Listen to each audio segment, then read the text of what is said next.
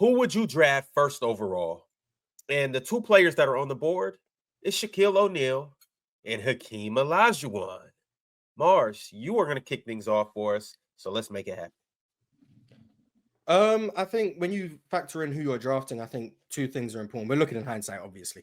How good you were at your best and how long you were at your best. So I'm looking at primes, peaks, all of that stuff. Shaq's prime from 93 to 2006. I think that's a fair length of time. Hakeem's prime from 1985, his rookie year, to 1997. I think that's a fair length of time. Shaq played more games in that time, 60 more postseason games in that time. And I would argue he was a better player at his peak. So when I look at Shaq entering the league, younger player than Hakeem, by the way, when he enters, also seen as more of a generational prospect than Hakeem when he entered.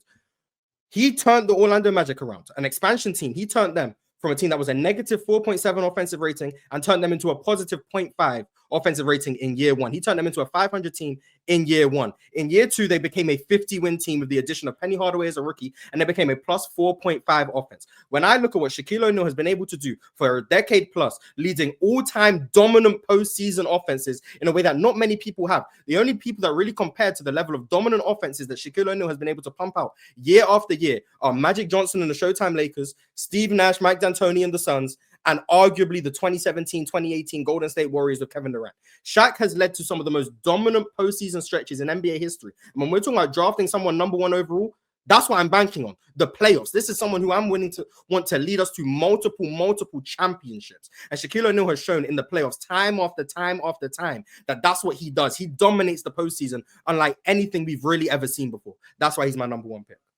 Real talk. Let's go. Very interesting that you said he played 60 more playoff games in the time frame that you outlined. A lot of that has to do with the fact that he had Kobe Bryant on his team.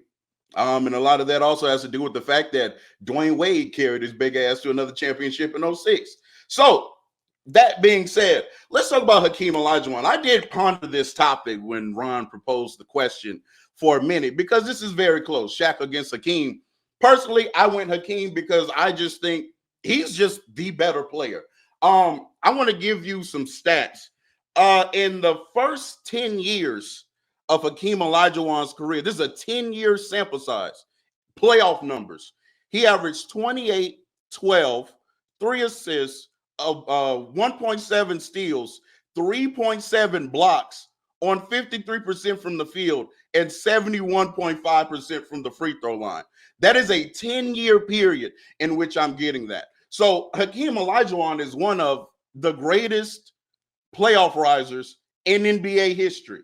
Hakeem Olajuwon has, in fact, beat Shaq in the playoffs. He also beat Patrick Ewing in the playoffs. He also beat David Robinson in the playoffs. He also beat Charles Barkley in the playoffs. He also outperformed these people head-to-head time and time again. So I went with Hakeem Olajuwon, and I'll explain further in round two. On you, Marz. The Kobe point is cool. In 110 games without Shaq from 97 to 04, the Lakers were a plus 1.9 net rating with a record of 58 and 52. So, yeah, they needed Shaq. Shaq was the reason that they were this successful. You obviously give Kobe his credit. The reason why the 01 Lakers are the second best playoff offense of all time, plus 13 net rating, by the way, is because of Kobe and Shaq. But what I would argue is that I know you was going to bring up the point about D Wade and Penny Hardaway, who you didn't say, but I'm assuming he fits into this as well, that Shaq has had more help at the guard position. Hakeem's style of play, the heavy isolation, tough shot making, and for the first 8 years of his career, I don't know if you've done this much research, Hakeem Olajuwon wasn't a willing passer. He was someone who said he didn't trust his teammates. So when I talk about being able to actually play with superstars, that's what you need in order to win championships. Let's call a spade a spade. Being able to just carry a team through a run, that can happen once or twice. But being able to create dynasties, three-piece, dominate the postseason, you need to be able to play with other great players. And Hakeem Olajuwon is someone whose play style naturally didn't fit well with great players in the way that Shaq did. Shaq was a dominant off-ball player in the way that Hakeem wasn't. Shaq was a dominant offensive rebounder for damn near a decade in a way that Hakeem wasn't. Hakeem started off as a dominant offensive rebounder but tailed off. Shaq was someone who fit well next to other players. So you can use the Kobe point against him. But in fact, I think it helps him. When you talk about being able to dominate and be a number one draft pick, I'm planning on you being able to play next to other great players, not just carry a team through the ruins of the playoffs. 94, that was amazing what Hakeem did. 95, that was amazing what Hakeem did. But when we're talking about dynasties, we're trying to build repeat winning. That's Shaq. That's being able to play with other people. So I don't see how that's a point against Shaq, personally. I don't see how that's a point against Shaq. Back to you, Real Talk. Let's go. It's a point against Shaq because there's not a guarantee that I get players as good as Dwayne Wade and Kobe Bryant on my team. So the fact that in either 94 or 95, Hakeem Olajuwon won a championship with no other player averaging more than 14 points on his team is more realistic than a team planning on having Penny Hardaway, planning on having Kobe Bryant, and then planning on having Dwayne Wade. Goddamn, you got two of the three best shooting guards of all time. That's called luck. That's what that is. And any original team, that is not the case. You do kind of have to do more with less. And Hakeem proved that he could do that better than Shaq time and time and time again. Before, with Penny Hardaway, Shaq was getting swept. When Shaq came to the Lakers with Eddie Jones and Nick Van Exel, he was getting swept. He didn't win until Kobe. Well, he had a great 2000 run. Definitely got to give him that one. But once 01 hit, I mean, damn, Kobe is Kobe. And 06, Shaq was average, 13 points in the finals? 13, 14. D-Wade averages 36. And this idea that Hakeem couldn't play with other all-time great players, I mean, damn, if he had Kobe, I bet you he passed Kobe the ball. 3 minutes. Good thing you caught yourself in that 2000 stuff, because Kobe Bryant, who by all admissions was not a superstar at this point, especially offensively, the 2000 Lakers had a plus 9.3 relative offense in that postseason run. Nothing Hakeem has ever come close to, by the way. The 97 Lakers had a plus 5.8. The 98 Lakers had a plus 10.1. Shaq, with or without superstar Kobe, was able to produce elite offensive results. The sweep he experienced in Orlando was to the 96 Chicago Bulls, by the way. So, yes, he got swept. It was also the Bulls team that he beat the year prior. So, if you want to give him docking points for losing to the Bulls in 96, give him credit for beating the Bulls in 95. I'm just saying, if we look at the Who else did he lose to in that year? In which the finals, you can only lose to one team in the playoffs. But 95 they lost to the 95 they lost to the Are you going to argue that Shaquille O'Neal wasn't amazing in that series? He was amazing, but he wasn't as amazing as Hakeem Olajuwon. And I would actually venture to argue that if you I trust you've watched that series. The double teams that Shaq was drawing and the ability for him to create open shots for his teammates that, quite frankly, outside of Dennis Scott and I think game one, guys just weren't knocking down shots. Hakeem was amazing in that series. His shot making was absolutely fantastic. Exactly. But if we're looking at what Shaq was able to do and the peak of Shaquille O'Neal, 2000 Shaq, what that player is something that we have never seen before. I haven't even brought up. But that's 1 year, Marz. Okay, I gave you I brought up 2000. You said, I know I got you, but you're going peak though. But you're going peak. I gave you a 10-year run in which Hakeem averaged 28, 12. Oh, you want to steal and a half and damn near 4 blocks. 10-year run. The 95 Magic plus 8.3 offense in the postseason, 96 plus 10, 97 plus 6, 98 plus 10, 99 plus 5, 2000 plus 9, 2001 plus 13 and a half, 2002 plus 6, 2003 plus 6, 04 plus 4.5. But he was getting swept.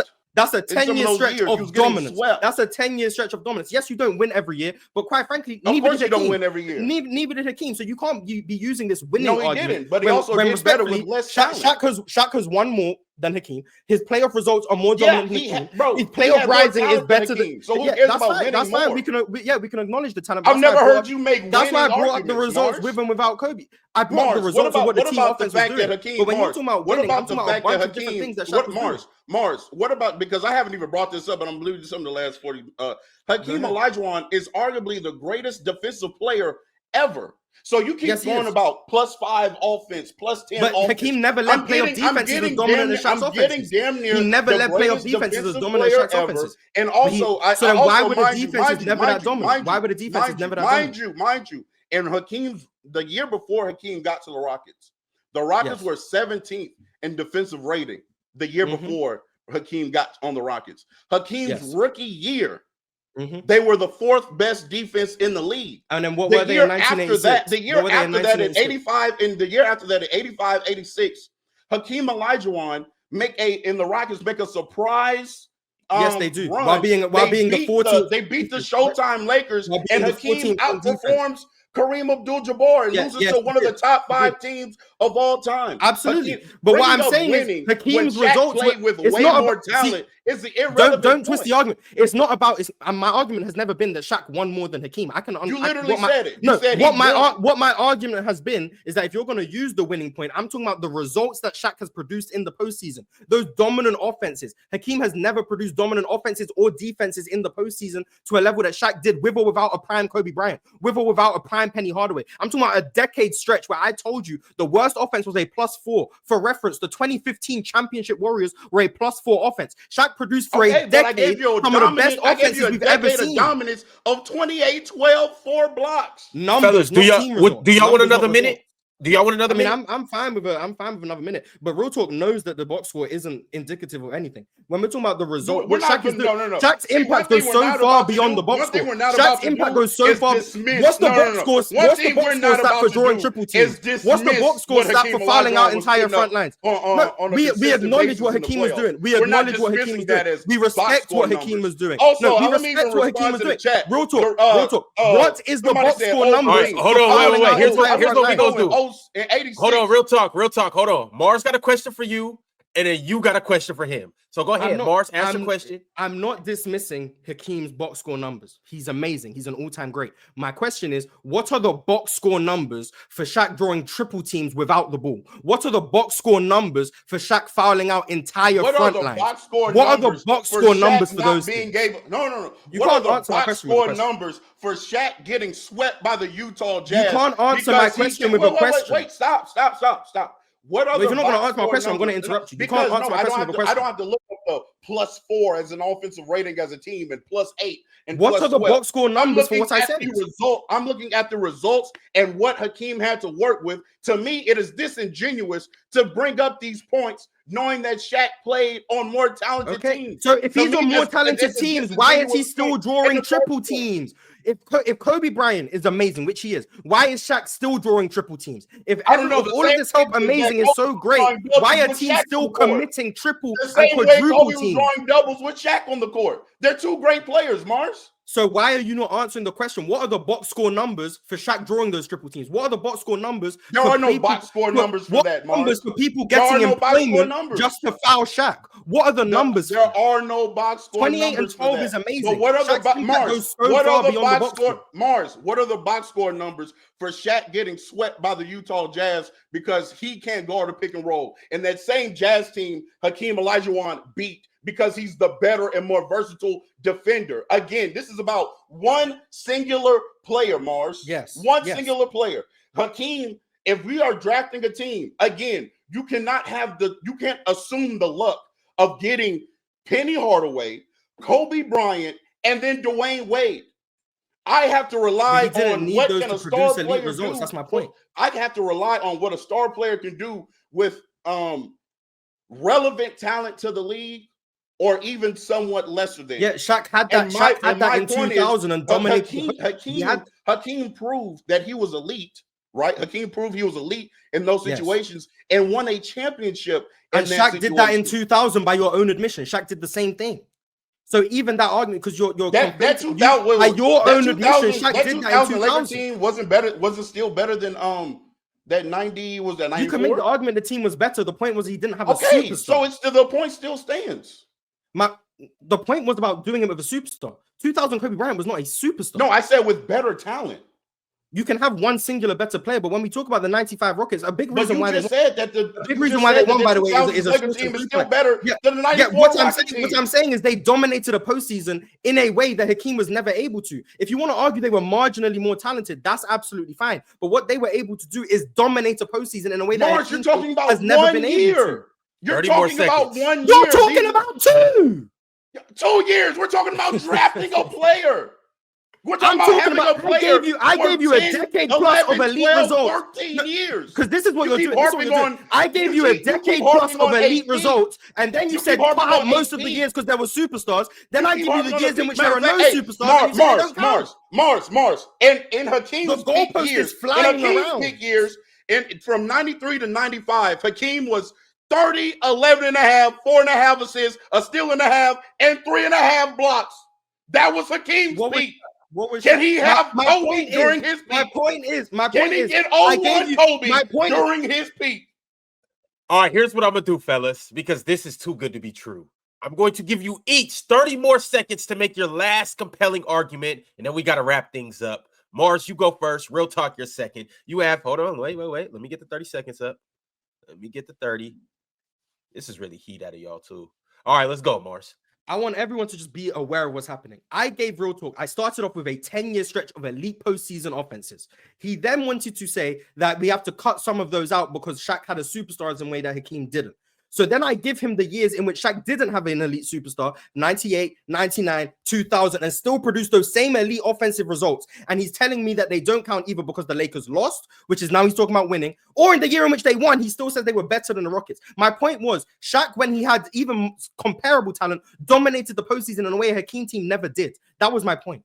All right, real talk. You got 30. Talk to us. You can say that Hakeem never dominated, or his team, never dominated to +8 and +10 offensive net rating all you want to. The fact of the matter is that in 94, again, Hakeem won a championship with no other player on his team averaging more than 14 points a game, Marz. He's also the greatest modern defender in NBA history while being possibly one of the greatest playoff scores in NBA history. All right, y'all. This was heat. It's the player choice way. Yeah, them boys don't get it started. The player choice way. Yeah, the player choice way. Come and switch lanes into the player choice way.